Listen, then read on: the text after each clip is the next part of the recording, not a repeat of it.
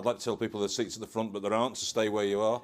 And it's great to see such a great crowd here to talk about Salford and the huge contribution that Salford is making to the renaissance of Greater Manchester. We all know the story of the Quays, we all know the story of Media City, we've seen Greengate, we've seen New Bailey, we've seen Chapel Street and the fantastic work that's been done by Salford as part of the huge renaissance of the conurbation core. And today we're going to hear about the next chapter in that fantastic story and the next huge ambition for Salford to realise for the benefit of its people. So I'd like to introduce a short film and then I'll bring a panel of speakers to tell you all about the detail of the next phase in Salford's vision for delivery.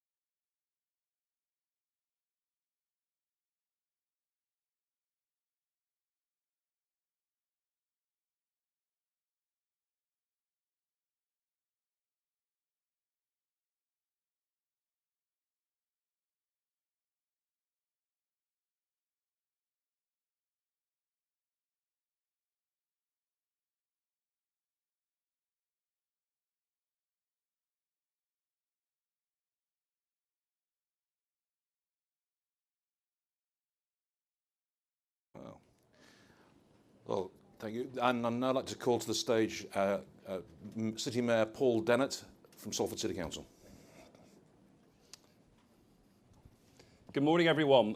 Absolutely delighted to be here today at MIPIM. This is the first time I've actually been here, so what an amazing place it is. Obviously, today we're here at MIPIM to present an amazing opportunity from the City of Salford. Something I think probably 20 years ago, many of us would not have considered possible.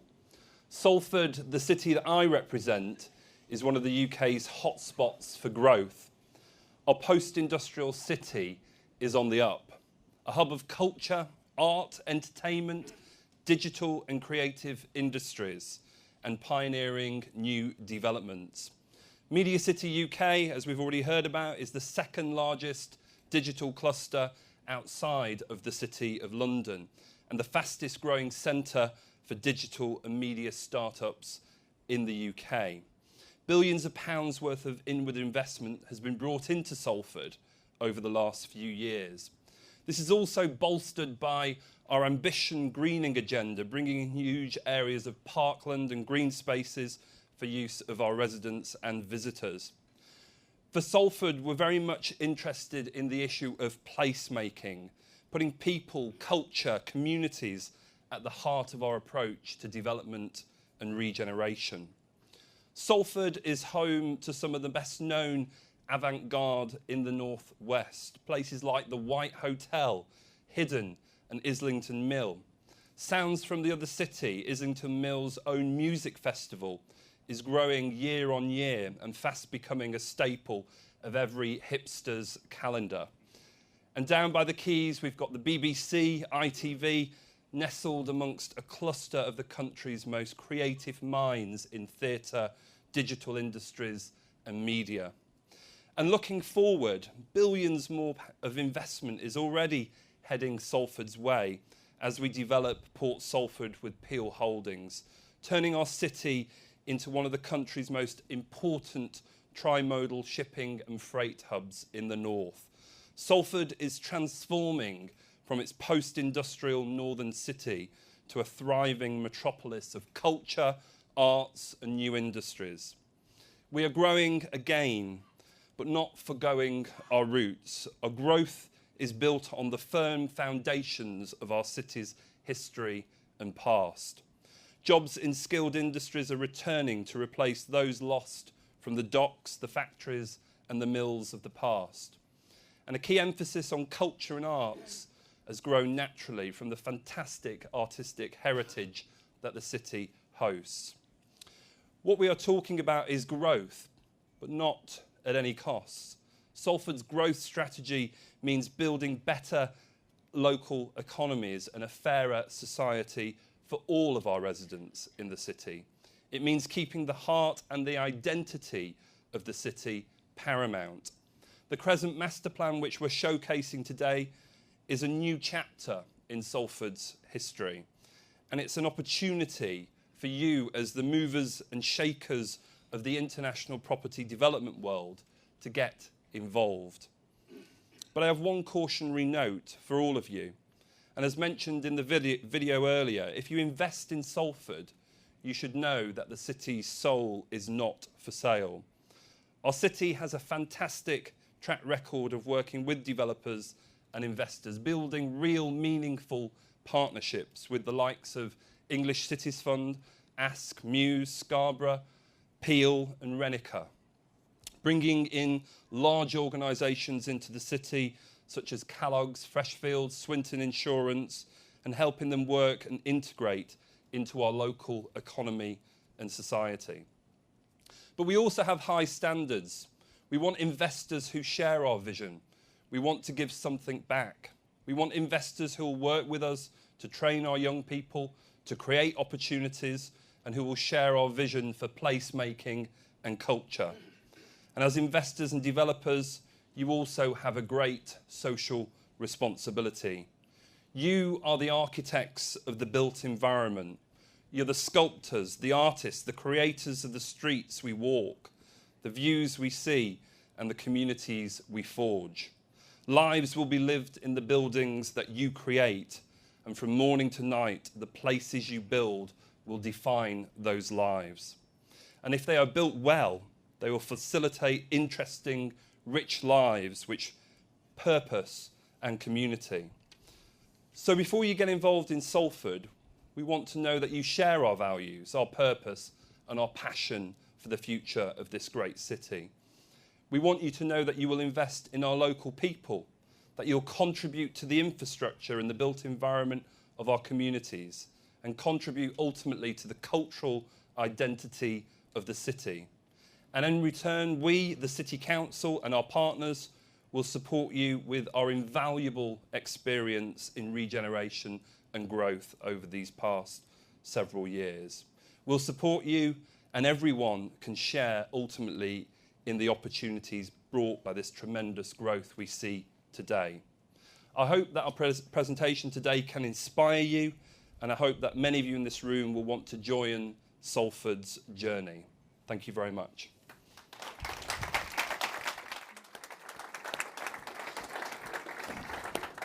Thank you, Paul. Any of you who know the Crescent in Salford will know how fundamental a partner the University of Salford is to the delivery of the vision that the city have set out. So I'm delighted to welcome to the lectern a member of the Council of the University of Salford, Phil Cusack. Thank you, Eamon, and good morning, everybody.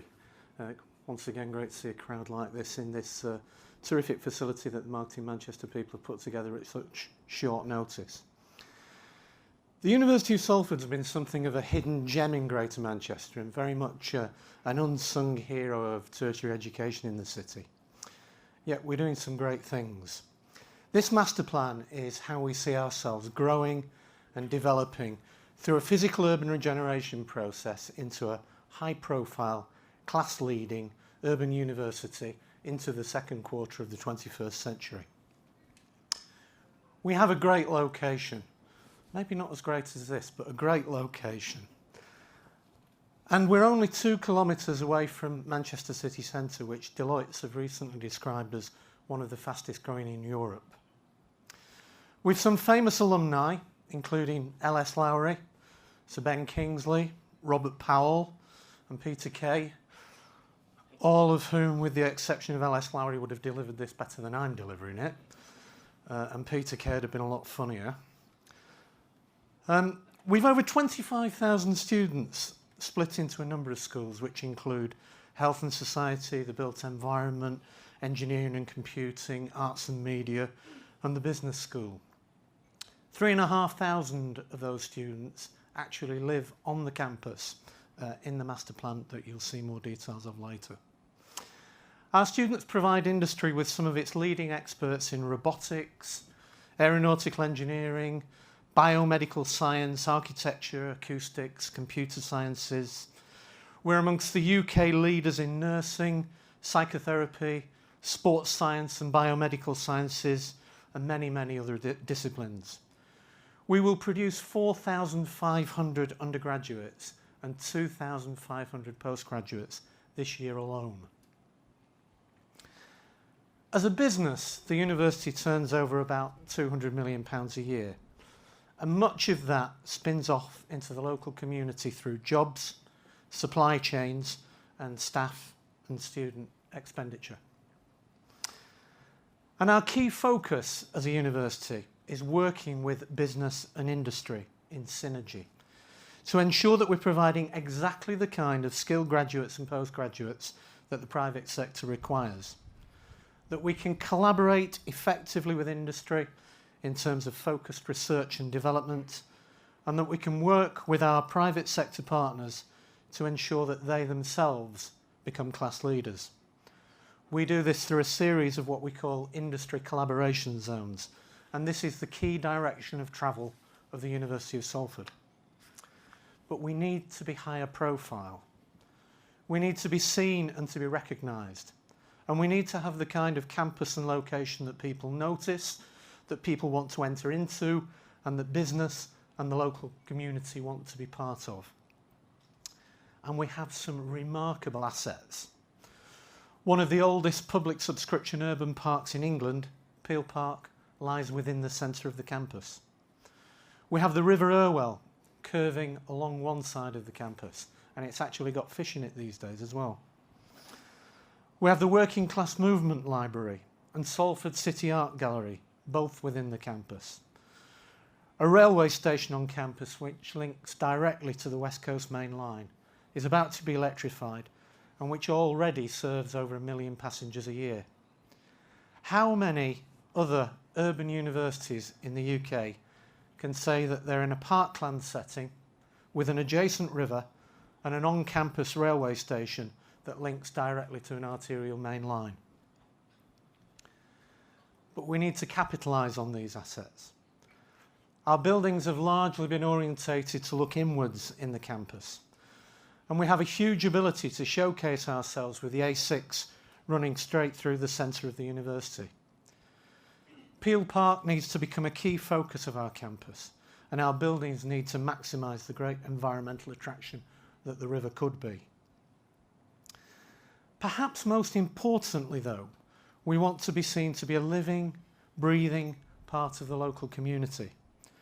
Both our local economic impact and our ability to enhance the sense of place and the social and cultural value we can provide for this part of the conurbation can be better recognised and exploited. And the changes we needed to make couldn't be done in isolation.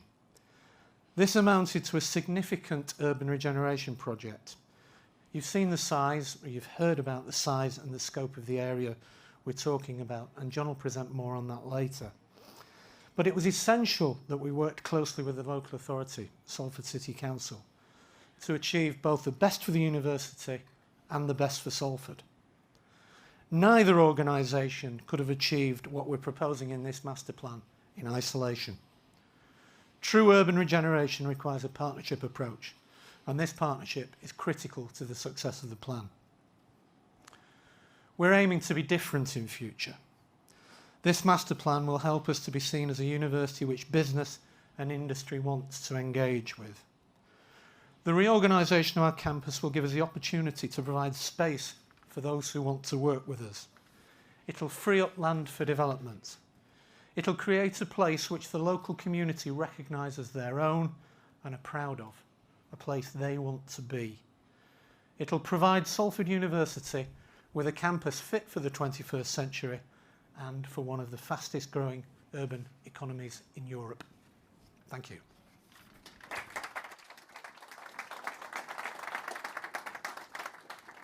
Thanks, Phil. Next, I'd like to introduce Sheila McNerney, who's Head of Development for Salford City Council, who's going to talk a bit more about the detail of the master plan.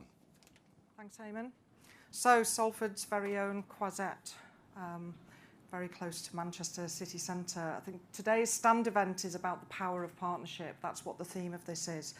The partnerships between the city and the university have been described. We want to keep explaining to you what the scope of this opportunity is. We're looking for new partners to develop this. We're looking for developers and investors who understand how to bring around this development, but in a way that really builds on the assets that have been there all this time. The partnership between the city and the university has opened up a new possibility. We've been working on it for nearly a year with 5+ Architects, with CBRE and with other professional teams. The Crescent is under our nose. It's been there all the time. It's a place where we don't actually need to retrofit a park. There's 25 hectares of historic parkland already. We don't need to retrofit culture and arts. It's there already. So let's make sure that we keep that through the development phase. I've looked at this for some time now, and I've worked in lots of cities in terms of regeneration over the last decades. You kind of think, well, how come it hasn't had the attention till now? But actually, I'm thinking it's a good thing. 10, 20 years ago, what we might have done to the Crescent might not have been the right thing. I think what we've got now is an opportunity to really look at how we bring about the mixed tenure, mixed density of residential development, how we work with the university to understand where do students live, where do other adults live on the fringe of the city. The assets in this place have been described already, and each member of the panel will describe these assets in slightly different ways, but you can't deny what these assets are. We've got publicly owned land available for development right now. We don't want to do it in a piecemeal way, though. We want to look at this holistically. We have a risk-taking creative council right now.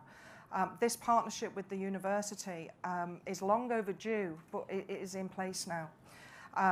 The parkland, the history, the heritage, there are some heritage buildings. Not all of them can be kept, but we want to keep the best and repurpose them. We have a train station. We have these jewels of heritage. You can walk to Manchester city centre and live in this place. You might walk down the Chapel Street of the future. You might cut through Middlewood Locks in future. There's a whole number of ways of accessing this city centre, simply on foot or on bicycle. So this is what we already have here, and we're looking for those new partnerships. Those amongst you who are interested in working with us as a developer, bringing investment, bring your ideas. We want you to work with us in an open partnership way where we explore how do we truly bring around 2,500 to 3,000, depending on how high we go, 2,500 to 3,000 units in terms of mixed tenure and density, some affordable. How do we bring about the nurturing of this culture? We've got a lot of it, but we want so much more of it, and we want it to thrive and continue into the future. We have a website that we have set up, so we do want you to register your interest. That is the starting point, and Ian will say a little bit more about that. What we have here is residential development, some of which would be student residential within the campus, but what I refer to as adults living outside of the campus. We have the possibility of over 1.5 million square feet of commercial innovation floor space in terms of repurposing what is an innovation park on the edge of a university, on the edge of a city. We've got opportunities around a new hotel and conferencing facilities. We need to look at a new school, and we're doing feasibility work on where that might be. We might need to repurpose an older building for that school, and we're certainly up for that. We want the retail and health services that go with any new neighbourhood to be planted right in the heart of the community. And let's not forget, the focus on heritage is important to us. We have a number of jewels. We don't have to retrofit this culture and identity. We've got it all there. We can build around what the assets are. So I think my main message is that we want to work with you. We're ready to engage with you. We need investment. You know, we need the flow of finance into this part of the city, but we don't want that to destroy the very character which brings the value in the first place. Thank you.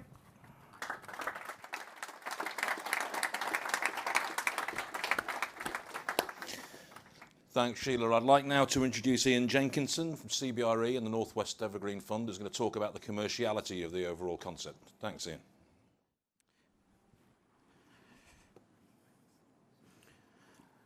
Thank you, and good morning. I guess this is CBRE standing firmly behind this master plan. Not only were we involved, but we actually fundamentally believe that this is one of the most exciting opportunities in the country. And I guess the why question here is perhaps the most important question. And the answer, and I think the beauty of this master plan, which you'll see, is actually quite simple. It doesn't need to be overly complicated. And as we transition from master plan through to delivery, we want to make that process as simple and straightforward as possible. But you've heard from Paul and from Sheila and about how the assets in Salford just really underpin this master plan. It's at the heart of the regional city centre, the most creative regional city in the country, bar none. And what we have is a growing university right at the heart of the master plan area. It's not the high-end research-focused establishment that maybe others are, but what it is good at, and it knows what it's good at, is it's practical-oriented, vocationally focused on those industries and those sectors that matter most to our everyday lives. And there's something to be said to that, something to be said about that in terms of quality of life, enhanced quality of life. This is the businesses that matter to us all personally and individually. And the university mirrors the Salford and GM economy remarkably quite well. Those sectors that were outlined by Phil earlier really are these standout sectors. It's distinctive from other universities. The Salford economy is distinctive from other local economies. But in those areas that Phil outlined, intelligence, robotics, healthcare, construction, built environment, business creation rates in all of those sectors are higher in Salford than anywhere else in the region. And again, when Sheila talks about it's right under your nose, there's some of these facts which are still as surprising to us as maybe they are to someone here at the first time. So if you take health and you take the aspirations for health the university wants to pursue, which we'll see next, it's at the care end of health. 1 million new employees in the next 5 years will be coming into this market in the UK. Huge growth opportunities. If you take construction, the university is excellent at construction. Construction excellence was written for this university. There's 250,000 homes we need to build in the UK. This university is delivering the types of innovations that absolutely will make the built environment so much better in the future. And when we talk about artificial intelligence, and this is one of the Mayor's favourite stats, did you know Salford was home to 900 artificial intelligence companies? It's been doing this for the last 5 years. The UK, PwC fact this, but the UK is expected to add another 230 billion to the AI market over the next 10 years. It's one of the big opportunities, and Salford's been doing this. And I think that's the testament to the master plan going forward, is actually that Salford's got the track record. It's got the track record in delivering not just development, but delivering genuine business and wealth opportunities. So that's what we like about it. It's the most important sectors of now and tomorrow. Those that are concerned overtly with enhanced quality of life, these are found in Salford already. The university is looking to accelerate those sectors. And this is why we believe this is a very different opportunity than many that you'll see at MIPIM today or this week. Why? I guess, again, just to finish off the question, it's location, land, skills and labour. There's no surprise in that list, but I think as Sheila's outlined, actually, what is perhaps different to other places, and this is overtly an investment point, is that the role of the City Council in terms of that partnership working, in terms of what it's been prepared to do over the last 10 years, it's prepared to kind of take a higher risk position in bringing forward development, the right type of development, and it's set up to do that again. And it's been doing this for 10 years. The track record is there. Not only has it bought the T-shirt, it's worn it, sold it for a profit, and is now buying another. It's that good, and you probably won't find an authority in the country as proactive and development savvy as this council. So again, we believe this is Greater Manchester's next big quarter. You'll hear next about how it breaks down into those distinctive zones. But what we are, and has been alluded to, what distinguishes this master plan is the 20 hectares of land that is identified around the Crescent for high quality mixed type and tenure neighbourhoods. The majority of that is either in the ownership of the City Council or the university. That itself makes this a pretty unique prospect in the heart of the regional city. We would say 3,500 units, and we'll keep pushing, but it's got to be the right type of development. It is absolutely viable. You've seen everything that's happening down at Middlewood Locks. And importantly, there's land to go now. It's not something for next year. This is actually, we're ready. The land is available, and we want to move on this as quickly as we can. It's not only just about residential. Within the university estate, there's contractual opportunities. There's the idea of building a health innovation campus for the care-focused side of health. And the industrial collaboration zones, again, offers a portfolio of opportunities, actually. It might be one private sector partner. It might be several, but we are here and open for business. So what do we want to, just in conclusion, we want to engage now. There's the website set up. You can come and talk to any of us that are involved in the Salford team. We really genuinely want to see this happen. We want to make it as painless as possible. We're not looking at OJU type routes if we can possibly avoid it. So this is very much of its time, ready to go, and we hope that we're going to get plenty of interests. Thank you.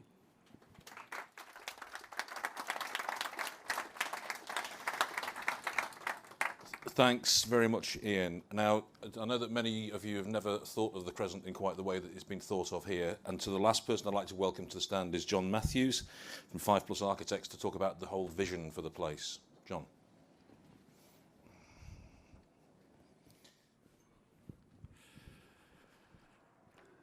Thank you, Eamon, and good morning.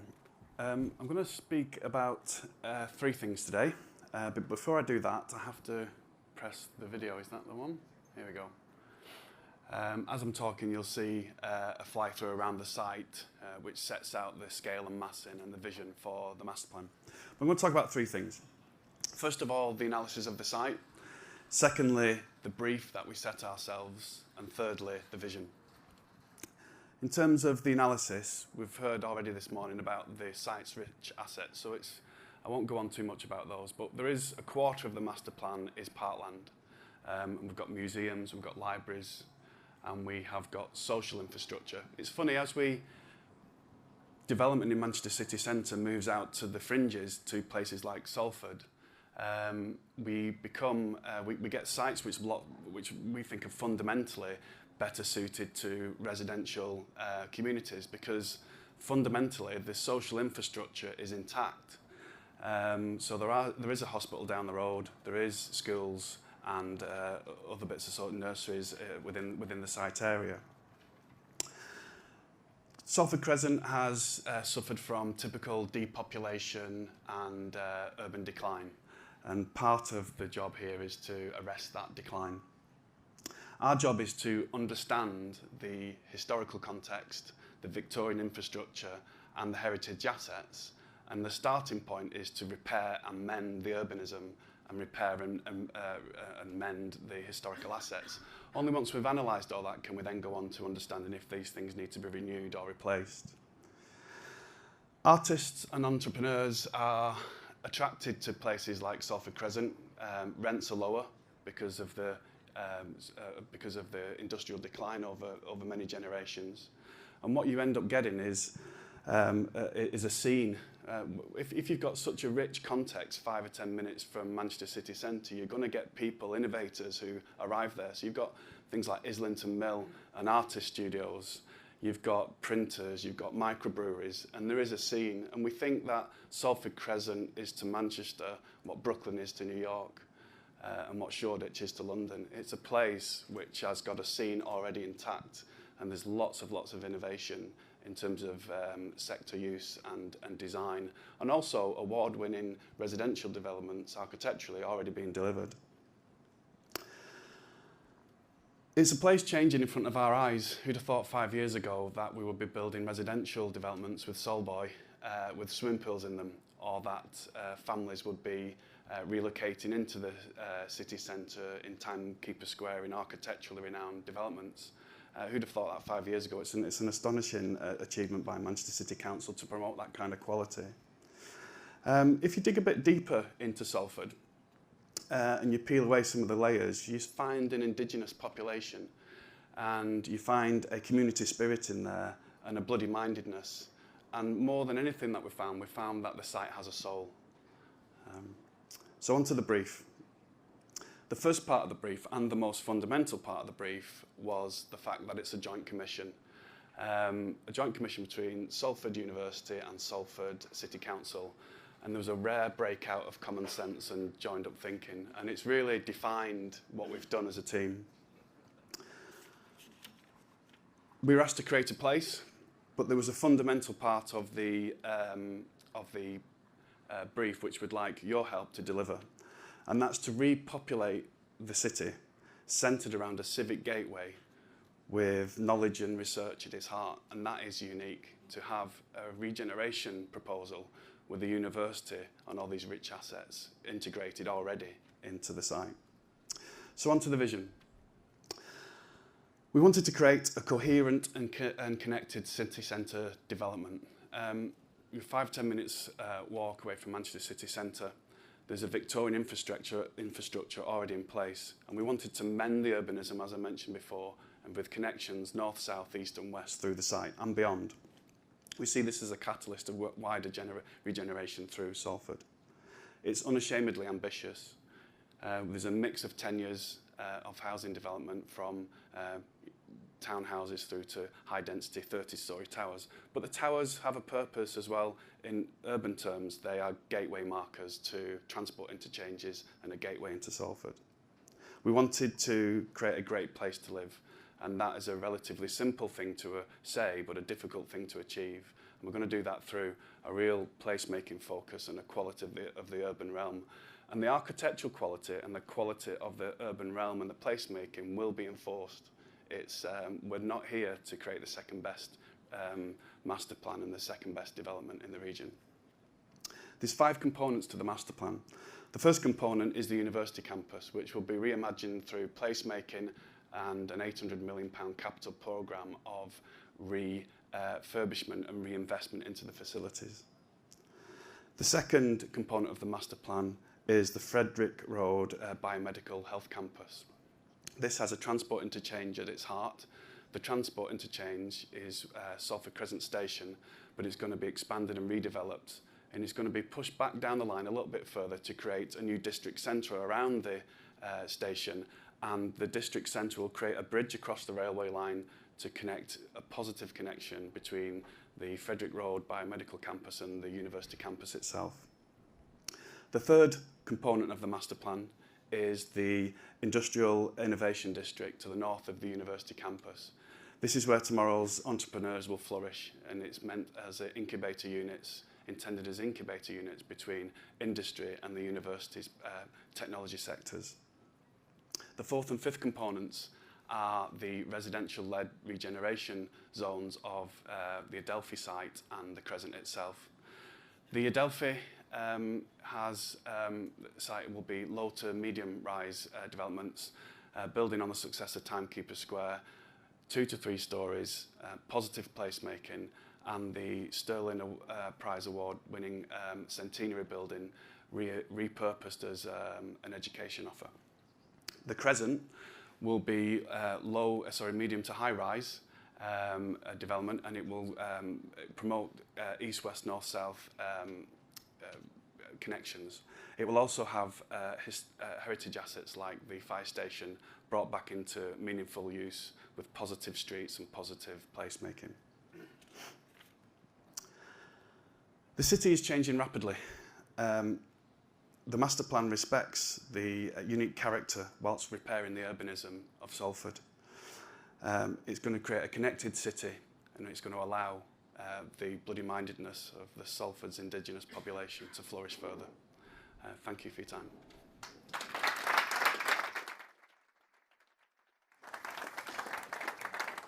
Thanks, John, and thanks to all of the panel for giving us such a comprehensive view of what's a hugely ambitious project. You heard from Paul how the city's soul is not for sale, the commitment to inclusion as part of the vision, and I thought a great articulation of how property can help deliver quality and drive aspiration. Phil talked about the huge contribution to advanced skills and the quality and dynamism of the place that the university can offer, and the clear commitment of the university to work with business, which I thought was very, very powerful indeed. Sheila, delivery through partnership and also building on real and tangible heritage and cultural assets. They're there to be exploited, they're there to be built on. And the holistic approach that the city wants to take. I think this is about a genuine place-driven, place-making agenda. Ian spoke about the need to simplify process from plan to delivery, but the strength of Salford in driving innovation and business growth. I did not know you had 900 artificial intelligence businesses. That's a fantastic base to build from. And I think you got people's attention when you said no OG, so that's going to be a very interesting one to deliver on. And then John, with the vision for the place, I think it was absolutely brilliant. The thought of Manchester's Brooklyn, I do find a very, very interesting analogy. And if that's a rare breakout of common sense, I wonder what you say to the rest of your clients, but that's another issue for you to do with. Some difficult conversations indeed. So, we've now got a few minutes for any questions. I'm sure yours are better than mine. Sorry, over here first. Is this on? Hi, Alex Cousins from Capita. Ian mentioned it before about timescales, so we'll come back here next year. What will you be saying? Give me a second. We'll have a partner, maybe more than one partner, depending on the opportunity. But that's the point about OJU, is that we firmly believe we shouldn't be procuring until we need to procure. There's a power of partnerships is actually we want to work with a private sector partner or the right partner to help us shape that delivery of the master plan. There are sites ready to go. We can move quickly. I think it's also worth saying that this isn't pie in the sky. This isn't something that we hope is going to happen. As far as the university is concerned, phase one has already started. We've gone out to tender on a significant building in phase one, and contractors are girding their loins and preparing to start on site already. So it's not something that is an intangible vision of the future. It's something that is practically happening now. If I can just add, Alex, the market interest is there. You know, the Salford development changes what the character of the Crescent is already. What we wanted to do was to get hold of that market interest and take a real good look at, well, how do we protect the heritage, what heritage needs protecting, and how do we make sure this isn't just market driven in terms of individual piecemeal sites. Each of those sites are incredibly constrained if you just look at them on their own. We want to look at the whole place, and we've been working hard on the master plan for nearly a year. I take your point, there are processes. We want to get on with this. You know, we believe we have definitely got the right master plan. We now need to find the right partner. Yeah. Can I say something as well? Certainly from the city's perspective, this master plan sits at the heart of the regeneration already taking place in places like Greengate, New Bailey, connecting the city centre with Media City. So regeneration and growth is already happening in this place, and it's just about the continuation of that.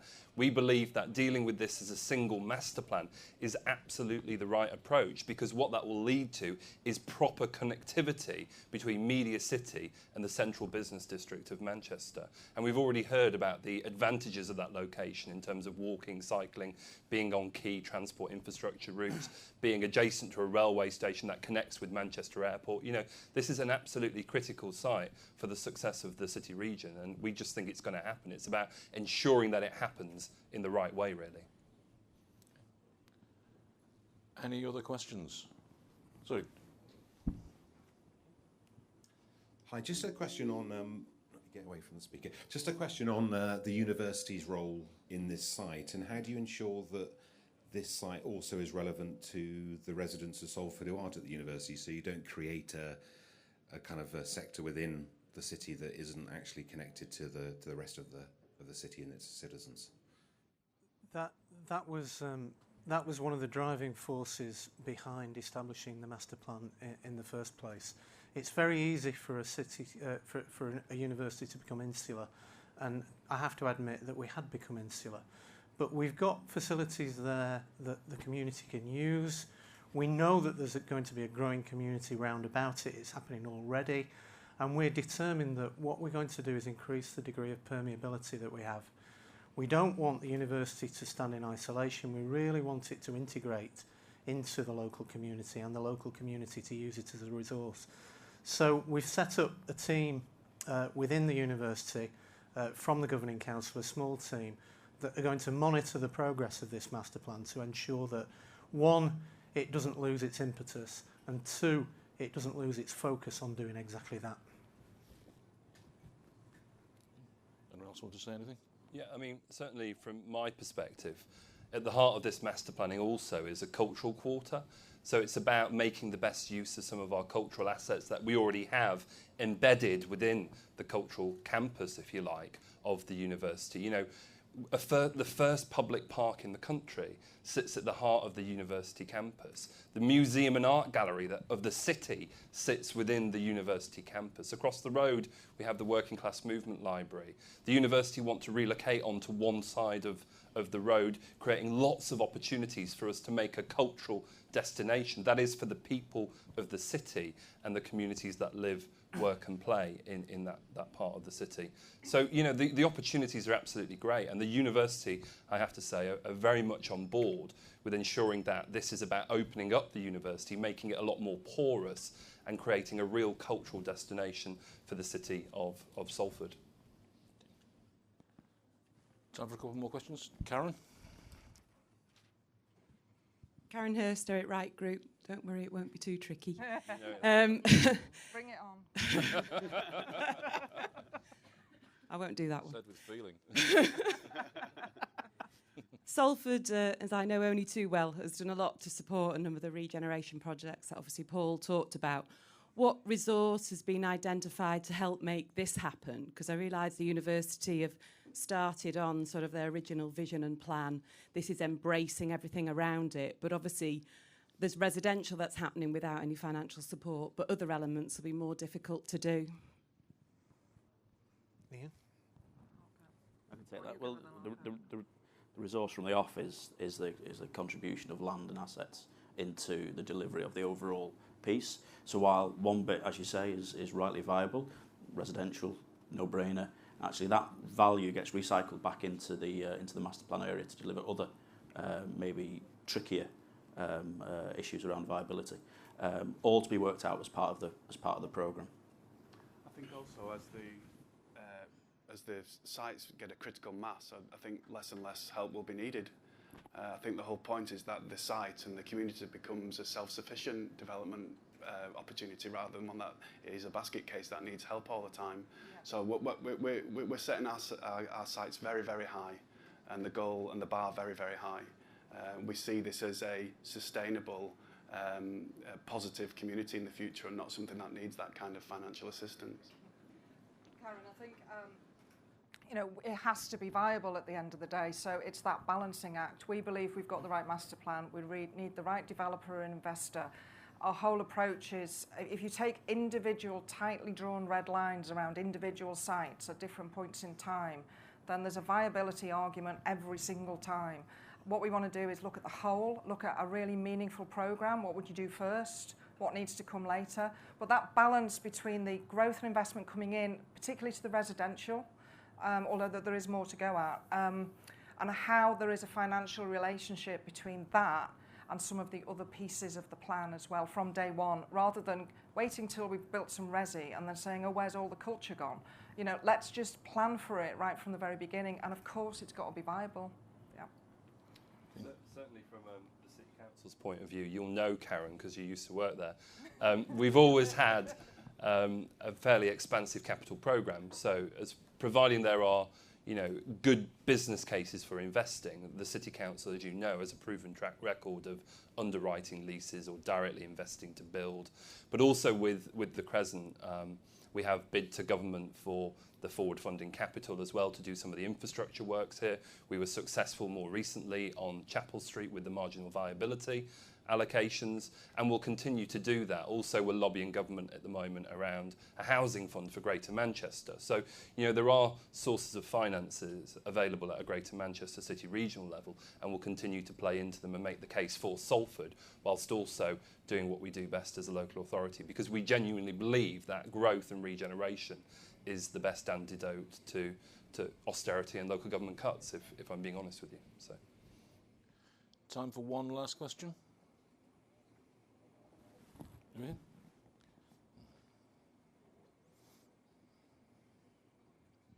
Hi, Joe Webb here.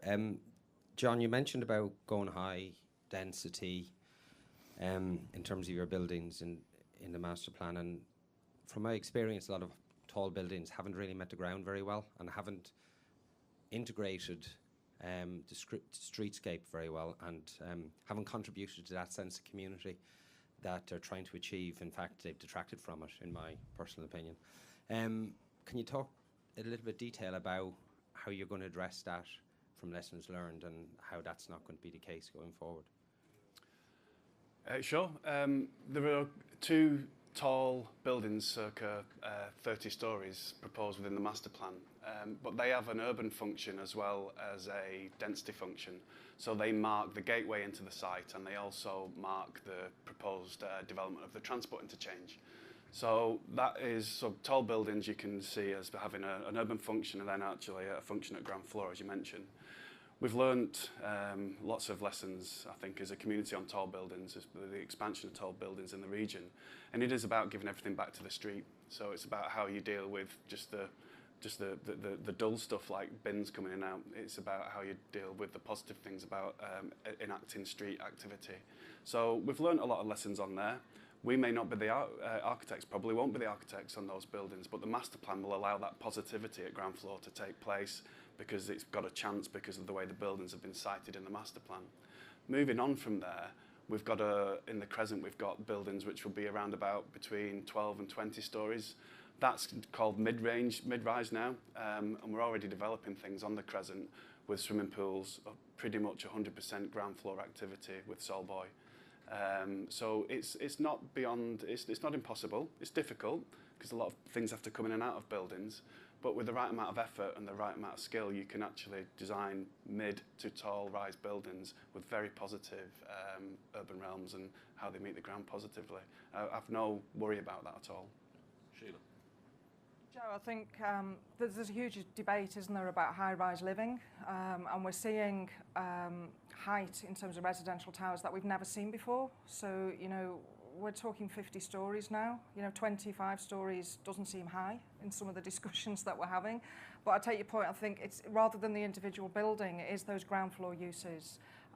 But vertical living and all the PRS, the services, it's that lifestyle where you may not ever need to come out of the building, but actually as human beings, we want to come out. So what is there on your doorstep when you do come out? If you're in a city centre, we understand what that is. In this part of the city, that's precisely what we're saying. You're going to come out of your higher rise. You're going to have 25 hectares of parkland. You're going to have some breathing space. You can go fishing. I mean, there isn't anywhere else in the city like that. So it's going to be a great place to live high rise.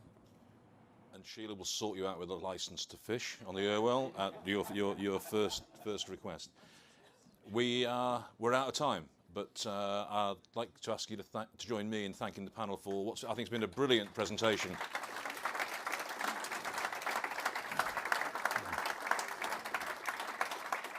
And if anyone feared that Salford had lost its vision or its ambition, then I hope you're reassured by what you've seen today. Thank you.